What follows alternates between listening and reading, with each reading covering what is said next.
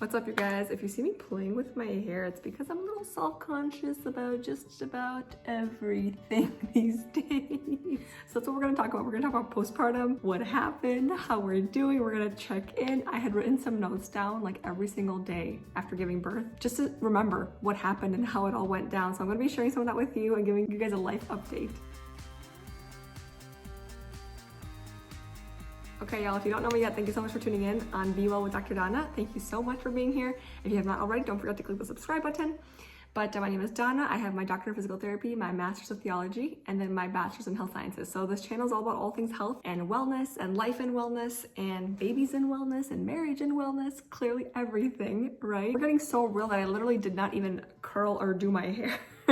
So hence the self-esteem issues of not looking good for the camera, but it is what it is. So, okay, let's talk about postpartum. What is postpartum really like? It is a roller coaster. Let me tell you that. It's quite the roller coaster ride. If you have been on it, if you are about to embark on it, if you have heard of people being on it, it's definitely a roller coaster. Man, you guys, I'm telling you, like one moment you're the happiest person on earth, and then the next moment you're crying because you just want to cry, and then the next moment you're just so frustrated, and the next moment you're on cloud 9 and you're squeezing and hugging your new baby, and it's just like all over the place. Not to mention the physical and mental connection and aspect of the whole healing process is going on. Anyway, let's start with an overview. All right, I have my little water here. We're gonna just chat real quick. So generally, a general overview, general thoughts are, I think you're just trying to figure it out, especially this is our first baby.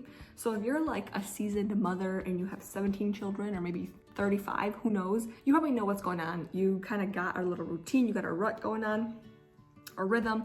I'm kind of getting that now. We are about 5 months in at this point, so I kind of feel like we have a little bit more of a rhythm going. But man, the first few days, let alone month or two, you're like just trying to stay above water, right? You don't know what to expect. And I think for me personally, I was so preparing for labor and delivery to have an unmedicated birth by the grace of God. And so I was so focused on labor and delivery that I did not focus or pay attention to or prepare for postpartum whatsoever. So it literally just like hit me like a ton of bricks. Like I felt like I got hit by a truck like the few days following birth. And you guys, I want to preface by saying, again, this is such a blessing. I say this all with joy and peace in my heart, knowing that God is so good and he has blessed us with this baby. And so I'm very thankful for everything, obviously, but just kind of sharing a little bit of the raw and real experience. If you guys want more detail, let me know, but I'm going to try to keep it a little bit more PG-13 in this video.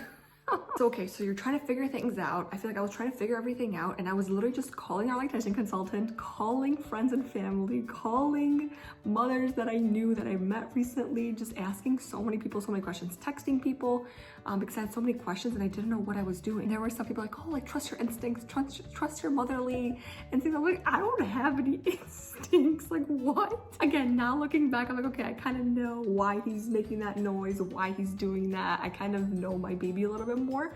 But in the beginning, I'm like, he lifted his leg up. What does that mean? He looked at me from the side of his eye. What does that mean? You know? And obviously sleep is one of the biggest things that everyone talks about. That is one of the biggest, I feel like, factors to the delusional mindset. So there's the sleep, and then thank God, like, I feel like I healed pretty quickly physically, but regardless, I think the aspect of not sleeping a lot, I would just fade. I would start fading at like 5 p.m. and like whenever I got the chance, I would ask a friend to come over. I would ask either my husband's sisters to come over or my parents to come over or whatnot, just so I could get a nap in real quick. So truly thank God for his sisters, thank God for his family, his friends, for my family, for my friends. We had meals provided for us. So I'm talking about the physical aspect right now, right? So we had meals provided for us by the grace of God, by these people, from these people, and even people from our church. They would make us meals and they would drop it off. Like that is so kind and so appreciated. I didn't know how appreciated meals would be until we were being served meals, and so it was so appreciated. So thank you to all of you. Yeah, so I don't think I cooked until maybe like 2 months in. Like I don't think I had to cook until like maybe 2 months in. So that was a really big deal for me and for us. I mean, the last thing you want to think about is cooking your meals or cleaning your house. Like again, we had the loveliest friends and family to come and to cook and to clean for us. So that was really helpful, and to even stock our freezer so we would have freezer meals to just toss into the oven or to the air fryer to just bake real quick. And speaking of meals, y'all, I was literally eating around the clock, like 24/7. Probably for about, like again, a month or two. Like I feel like I would literally wake up to feed the baby at 2 a.m. and then 5 a.m. or whatever time it was, have a Cliff Bar, have a protein bar. I was like eating, and then I would just go to sleep right away, you know? So I was just constantly starving, constantly thirsty. So there's that. And I think nursing / breastfeeding is a whole different topic or video that I could maybe make a video about. Definitely like I had like a love-hate relationship with breastfeeding in the beginning, but now I'm so thankful for it. We stuck through, and thank God that we are able to nurse our baby. I'm able to nurse our baby, not we, but yeah, so it's definitely such a blessing. But in the beginning, again, those early days and early nights, earlier in the beginning, those nights, I was like, what are we doing? Like, what am I doing here? And there's actually this funny story. I'll kind of share it towards the end, but there's this funny story that happened with this whole, okay, let me just share it now. Okay, so it's like towards the first few weeks, and my mom, she stayed with us, and this is like first time ever that she literally laid the baby next to her to sleep. We usually put him in the bassinet in our room. So I was just so tired. I went to take a shower. I was like, all right, just if you can put him to sleep, that would be great. So she puts him to sleep, and she's obviously like adoring him and in love with him too. I'm like, all right, I'm gonna go to sleep. He's probably gonna wake up in a couple hours. Just let me know when he needs to eat. And so we fall asleep. I, by nature, I'm just such a heavy sleeper. So obviously I hadn't been able to do that in weeks at this point. And then it's probably like 2 a.m., 3 a.m., whatever it is. And then my husband, he's like, hey, wake up, the baby's crying. And I was like, what baby? Baby? We have a baby? Like I finally was in such a deep sleep that I forgot my reality, and I totally forgot that we had just had a baby. So again, this is how delusional my mind was, and just so out of it. So anyway, so that was a funny story, but yeah, I was just really wanting carbs all the time. I remember I went through like buckets of mashed potatoes. For whatever reason, I was just craving potatoes all the time. Hence why maybe I haven't been able to lose the weight yet. No, but anyway, I was just craving potatoes all the time, and nursing, constantly hungry. So my mom would just make batches and batches of mashed potatoes. Anyway, side note, funny note. So yeah, other physical things were the fact that sometimes I literally just had no energy, like just no energy. And so I would literally be sitting there in our room, and Angela would either spoon feed me, or my brother would literally just bring the food up, heat the food up, and just bring it up to my room, and then just be like, do you need anything? And then let me know if you need anything. And he would go back downstairs. So there was that. And for whatever reason, we could not get into a schedule or a rhythm. I'm like, what time is this baby supposed to take a bath? We're gonna get into that later, the logistics of like bathing and the umbilical cord and whatnot. But I'm like, how are we supposed to bathe this baby? What time? Before or after a feeding? Like, how does that work? You know, I was just so confused. So hence, like the mental aspect and the mental fog. I don't know why. I feel like I couldn't think straight. And maybe it was because it's the first time, and maybe it's just because I didn't know what to expect, and I was just so out of it. But hopefully, God willing, the next time will be better, because you kind of know what to expect and you kind of been through it already. But yeah, so I was like very foggy mentally. And I think because you just don't know what's happening or what's coming or what to do, I would just break down. I'm like, I'm not doing a good job. I don't know what I'm doing. I am all about checklists and to-do lists. If you know me, I'm very type A OCD. I could not check off like more than 3 things in a day, you know? So like that would frustrate me. I'm like, I can't get anything done. And so that would be very frustrating. And I was just really questioning my ability to be a good human, let alone a good mother, let alone a good wife. Oh my gosh, my hair. Okay. But yeah, I have my notes here that I'm going off of. Spiritually. Okay, so that was physical, mental. So now spiritually. Okay, I think the baby woke up, is waking up, so I gotta go soon. Okay, so spiritually, that was another area that I felt like I was, I don't want to say lacking or slacking, but it was just so hard again to get into a groove, to get into a rhythm, to get back into Bible reading, to get back into devotionals. So I was like, how am I ever gonna get back into reading my Bible or praying or worshiping the Lord, because I don't know what to expect from the baby's schedule, or when he's gonna sleep, or when he's gonna wake up, you know? And I did try to like sleep train or whatnot, and then he was literally like not that old. He was maybe like a month or 2 old, and so it didn't work, or maybe I didn't do it right, I don't know. So yeah, so I was really depending on the Lord. Literally I would just pray a lot. I would just pray and pray and pray, and the Lord would send encouragement. Like actually one of my biggest prayers was, Lord, encourage me, please encourage me. And he would send and use people texting me, and even I barely had time to listen to music or podcasts or YouTube videos or any of that sort. But I don't know what happened. One time I think the baby fell asleep on me, so I was like, okay, just so discouraged. I was like, what am I doing here? All that. And then this motherhood video came up on YouTube of these women just encouraging moms and how big of a deal it is to be a mom, and how great of a responsibility is, and how God will equip us, and just so much encouragement. So that gave me a whole boost of confidence for that night, because it was already maybe 8, 9 p.m.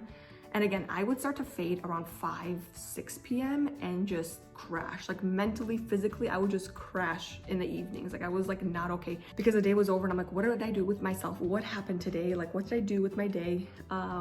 So yeah, that was a part of the mental breakdown in the evenings. And then with that too, though, again, I was just holding on so tight to the Lord and to prayer, and other people were praying too. A lot of people were praying. A lot of people were praying. So that was so helpful. And we could genuinely feel the prayers holding us and keeping us through. Even to the point too, where like financially, the Lord would just provide financially, so supernaturally. These are crazy, crazy stories. Side note too, God provided financially.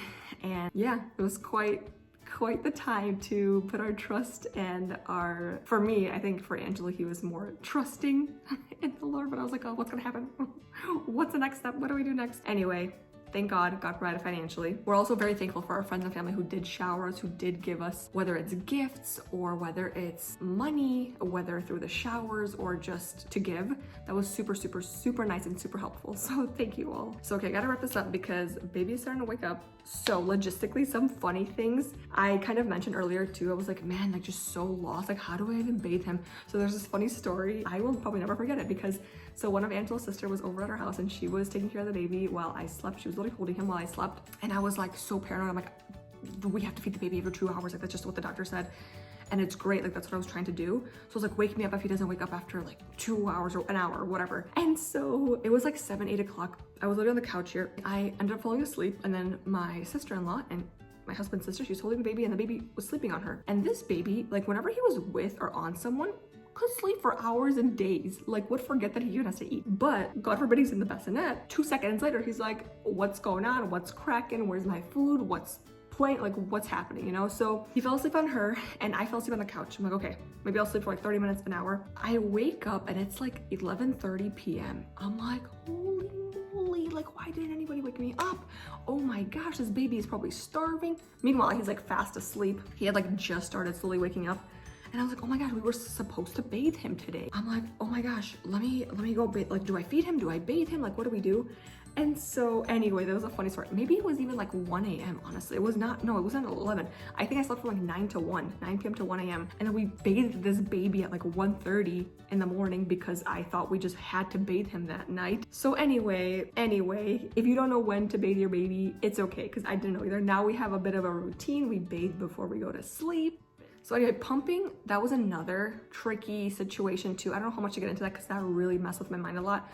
I don't know why I was maybe fed or told, was thought to believe that pumping was superior to breastfeeding, to nursing. So that was in my head from the moment the baby was born. And so I was like, I have to pump, I have to pump, I have to pump. And then there's a whole thing with the engorgement that happens a couple days after labor and whatnot. So pumping was a whole other thing that I had to kind of try and get over past my fears of, because there was a lot of fear and a lot of anxiety around pumping, and I had to do so much research on pumping and what am I doing here? So pumping is a whole different story. If you did have issues, or not issues, but just like fears with pumping, I think it's okay too, it's normal. And I think I had like a bit of a traumatic experience with pumping. Also, side note, won't probably share that, but it's okay. Yeah, so anyway, other funny stories too. I think like, again, even though I worked with kids, like I never was with newborns, right? And so I was always afraid of newborns, never wanted to touch a newborn.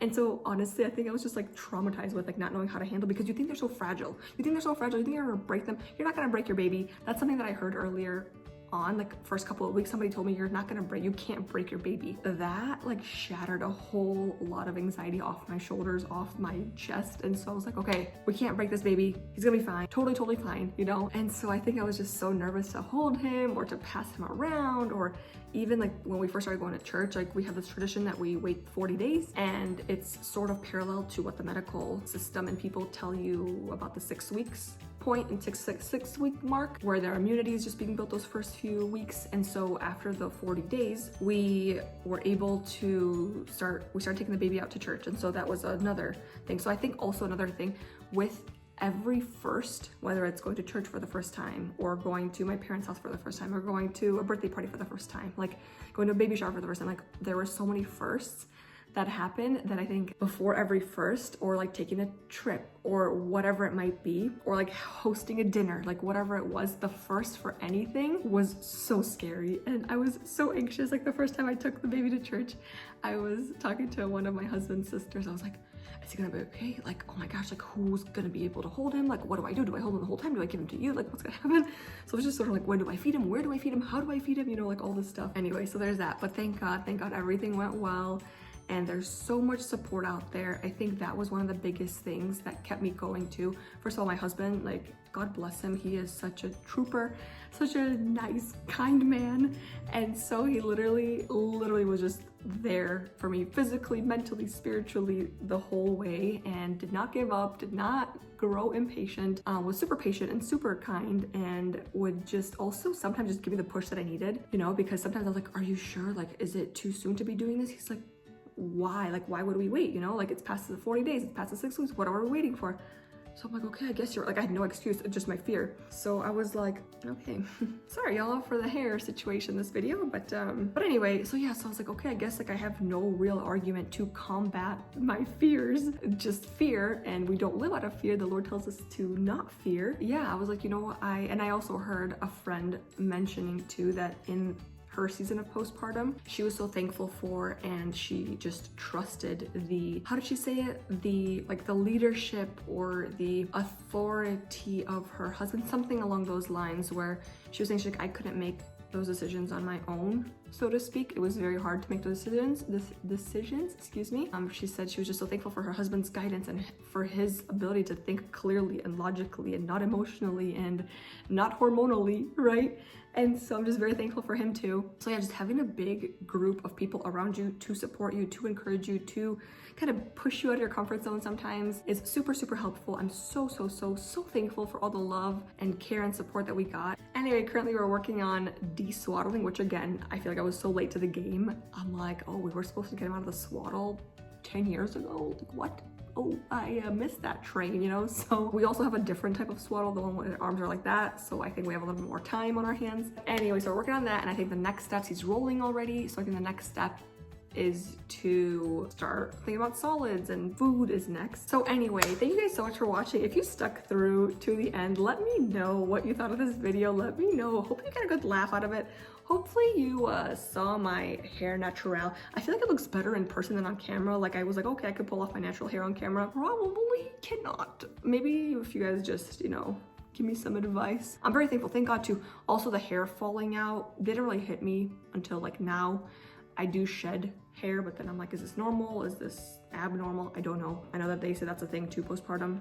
I do still have 30 pounds and more weight than I did pre-baby. So that's another thing that we're working on. Don't know if I mentioned that. My arms are still large and in charge, so there's that. Anyway, don't forget to subscribe, you guys. Thank you for watching. Let me know if you like these natural, chill kind of videos. We still talk about all aspects of health and wellness, physical, spiritual, emotional, logistical, practical, whatever. But yeah, we're all here in it together. And I think what I'm trying to do too is kind of debunk the theory or the myth that you have to be perfect on camera. So I'm trying to kind of debunk that, but hopefully I haven't debunked it like really too much. So anyway, love you guys. Hopefully you see that this is relatable, that this is like, I'm just a normal person back here. Nothing crazy, nothing special, nothing fancy. But I love you guys. Don't forget to subscribe, comment below, share this video, and like it, all the things. Follow me on Instagram if you don't already. But yeah, love you guys so much, and I will talk to you soon.